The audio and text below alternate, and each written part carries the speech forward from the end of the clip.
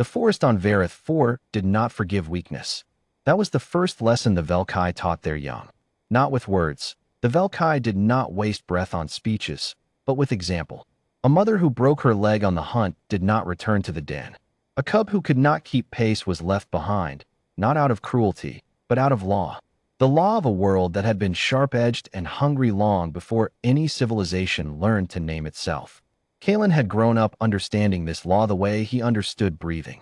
He was 8 seasons old, which made him old enough to track and young enough to still be startled by thunder.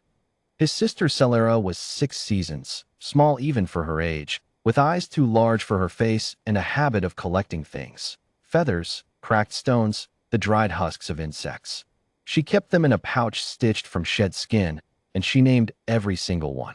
Their mother called it foolishness. Celera called it remembering. That morning, the two of them had followed their scout party to the ridge above the eastern lowlands, the border region, the disputed zone, where the human settlement sat like a splinter in old wood. The elders called the humans a disease, a temporary inconvenience, something the world would eventually digest. Kalen had believed them, until he saw her fall. She was moving alone through the tree line, a human female, tall by her species measure, but small against the canopy of Vareth 4. She wore the brown-gray uniform of the settlement rangers, a long blade at her hip, and she moved with the quiet confidence of someone who had learned to respect a forest rather than fear it. Kalen had watched humans before, from a distance. They always seemed wrong to him. Too soft, too slow, too loud in their breathing. But this one was different. She moved the way Velkai hunters moved, low center, careful feet, reading the shadows before stepping into them. Her name, he would learn later, was Kalen. No, that was his own name, echoing foolishly in his memory. Her name was something the settlement records would later confirm, Celera. Not his sister's name exactly, but close enough that when he first heard it, his chest had done something strange. Author's note, per your character names, Kalen is the Velkai cub, and Celera is the human ranger. Celera did not see the ambush until the first arrow found her. It came from the northern ridge, a Velkai hunter arrow, 3-pronged, designed to lodge and expand on impact. It struck her left shoulder, and she spun with the force of it, hitting the ground on one knee. She did not scream. She made a single sharp sound, more surprise than pain, and immediately began moving for cover. The second arrow found her before she reached it. This one hit lower, right side of her chest, angled down. A bad angle. The kind of angle that meant whoever fired it either did not care about a clean kill or had never been taught to deliver one. Celera collapsed against the roots of a great ironbark tree. Her hand went to the second arrow. Her fingers wrapped around it. But she did not pull. Even through what must have been extraordinary pain, she understood enough field medicine to know that pulling a lodged arrow without preparation was how you turned a survivable wound into a final one. She pressed her back to the tree and looked out at the forest with eyes that were bright and dark at the same time. Still calculating, still reading the shadows. Even now, Kalen watched from 20 meters away, frozen in the undergrowth. The hunters who had fired were gone. A strike patrol, already retreating north. They had not stayed to confirm the kill. Another rule of the border disputes. Hit and withdraw. Let the forest finish the work. He should have done the same thing. Withdrawn. Gone back to the den, reported what he had seen, moved on. Celera, beside him, did something else entirely. She stood up and walked toward the fallen human. Celera, stop. His sister did not stop. She crossed the 20 meters in a straight line, which was the most dangerous way to cross any open ground, and she crouched beside the injured human with her head tilted at the angle she used when studying a new specimen for her collection. The human, the ranger Celera, stared at her. Her hand was still on the arrow in her chest. Her breathing was shallow and controlled. The cub Celera pointed at the arrow. The ranger Celera looked down at it, then back up at the cub. The cub reached out, wrapped both small hands around the arrow shaft, and pulled. Kalen lunged forward.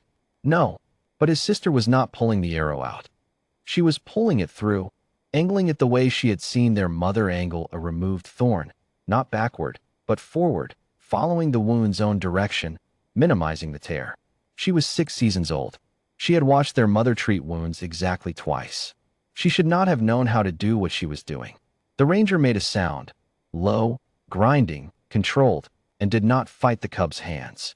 When the arrow came free, Celera held it up in the pale forest light and examined it with complete seriousness. Then she looked at Kalen, who had reached them by now and was crouching with every instinct screaming at him to run. "The hunters went north," Celera said, still in their own tongue. "We should return this to them first." She was holding the arrow. Kalen stared at his sister. "You want to return the arrow? It is not ours. It is theirs." She considered it. But maybe after. What Kalen did next violated 7 distinct customs of the Velkai border code. He pulled the emergency pack from his scout belt, the one he had always been told was for Velkai injuries only, and he began working on the ranger's wounds. The ranger watched him with those bright, calculating eyes. She did not reach for her blade. She did not speak. She simply watched him press the clotting moss against the puncture, watched him bind it with the braided cord, watched him do things that no Velkai cub in the eastern lowlands had ever done for a human in the recorded history of their contact. When he was finished, she said one word in his language. Just one. Why? It was not a question exactly. It was something harder than a question, an accounting, a demand to justify a kindness in a place that had no framework for one. Kalen thought about it seriously. The Velkai did not answer carelessly. Then he said, "Because she pulled the arrow correctly." The ranger looked at him for a long moment. Then she looked at the cub Celera, who was still holding the arrow and had begun examining its fletching with genuine interest. Something moved across the ranger's face that Kalen did not have a word for yet. She did not die. That was the first miracle by the settlement's account. The second was that when the ranger Celera limped back into the eastern settlement 3 hours later, she was accompanied by 2 Velkai cubs, one carrying her pack and one carrying a hunter arrow and explaining, to anyone who would listen, the principles of correct wound tract extraction. The third miracle was quieter and took longer to unfold. Over the seasons that followed, as the border disputes continued their grinding, stupid course, there was one strip of forest near the Ironbark Ridge that went undisturbed. The hunter patrols moved around it without being told to. The settlement rangers logged it as a neutral corridor without being ordered to. Nobody made a policy. Nobody signed an agreement. It simply became, in the way that some true things become, not decided, but understood.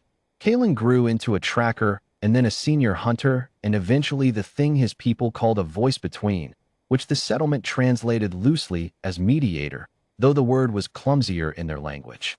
He had a reputation for being unmovable in negotiation and unexpected in kindness, which everyone considered contradictory until they knew him well enough to understand that to him, they were the same thing. Celera, the cub, his sister, became a healer. Not the Velkai kind. The kind that treated anyone who needed it, regardless of species, regardless of which side of the border they had been born on. She kept her collection of objects. She still named everyone. Celera, the ranger, the woman who had not died against the Ironbark roots, rose to lead the settlement's boundary council. She was known for 2 things, a scar along her right ribs that she never bothered to explain, and a habit, in difficult negotiations, of placing a single 3-pronged arrow on the table between herself and whoever she was speaking with. Nobody who knew the story ever asked what it meant. Nobody who didn't know it ever quite understood why the sight of it made Kalen almost smile.